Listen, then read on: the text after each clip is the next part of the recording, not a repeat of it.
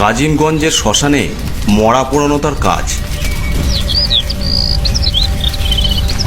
তাতে আর কত হয়, দিন চলে না। এই সময় ওর বন্ধু মনসুর একটা প্রস্তাব নিয়ে এলো। বলল, শোন হরি, তোকে গোপনে একটা কথা বলি। এ কথা যেন কেউ না জানতে পারে। তোর ছেলে বউ নয়। আমার কথা মতো কাজ করলে তুই টাকার গদির ওপর বসে থাকবি। চমকে উঠল হরিডম। মনসুর আলী বলে কি? নুন আনতে পান্তা ফুরোয় যার, সে বসবে টাকার গদিতে? লোভে চকচক করে উঠল হরিডমের চোখ দুটো। করব, তুমি যা বলবে আমি তাই করব। বলো কি করতে হবে?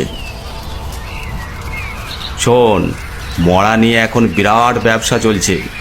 মরার হাড় কঙ্কাল সব মোটা দামে বিক্রি করা হচ্ছে। তার চেয়েও বেশি দাম সদ্য মরা টাটকা বেওয়ারিশ লাশ। এরকম কয়েকটি যদি জোগাড় করে দিতে পারিস, তোর আর কোনো অভাব তো থাকবেই না। সুখে দিন কাটাতে পারবি। আমি তো মরা পুরোই, যারা সঙ্গে আসে তারা তো দাঁড়িয়ে থাকে। এরকম সুযোগ কোথায় পাবো? বোকার মতো কথা বলিস না হরি।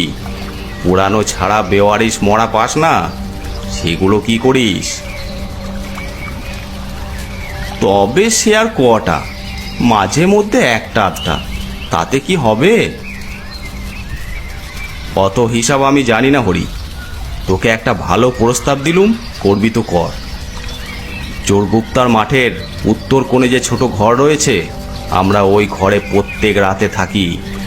যারা আমাদের সঙ্গে কাজ করে, গভীর রাতে তারা মরা এনে দেয়, টাকা নেয়, চলে যায়। আমরা সেই মরা ভোর রাতে ভ্যানে করে ঠিক জায়গায় পৌঁছে দিই। যদি পারিস জোগাড় করতে, তাহলে রাত 12টার পর লাশ নিয়ে যাবি, সঙ্গে সঙ্গে নগদ টাকা পাবি। রাতারাতি বড় লোক। তবে একটা কথা শুনে রাখ হরি, পারিস বা না পারিস, কথাটা 5 কান করবি না। জানতে পারলে আমার দলের লোকেরা তোকে লাশ বানিয়ে রেখে দেবে। আমার কিছুই করার থাকবে না। না না, সে কেউ জানবে না। ভাগ্যক্রমে 7 দিনের মধ্যে দুটো বেওয়ারিশ লাশ পেয়ে গেল হরিডম।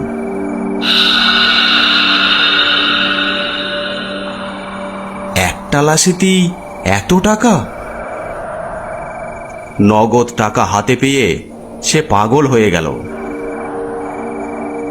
তার মনে জেগে উঠল লোভ। তাই সে সারা রাত এখানে ওখানে ঘুরে বেড়ায়, যদি কোনো লাশ পাওয়া যায়। হরির এখন একটাই চিন্তা, কেমন করে লাশ জোগাড় করবে। ভাবতে ভাবতে হঠাৎ তার মাথায় একটা বুদ্ধি খেলে গেল। কবর খুললে তো অনেক লাশ পাওয়া যাবে। যেগুলো কঙ্কাল হয়ে গেছে, পচে ধসে গেছে, সেগুলোর জন্য দাম কম পেলেও টাকা তো পাবো। বলা যায় না, খুঁড়তে খুঁড়তে টাটকাও তো পেয়ে যেতে পারি।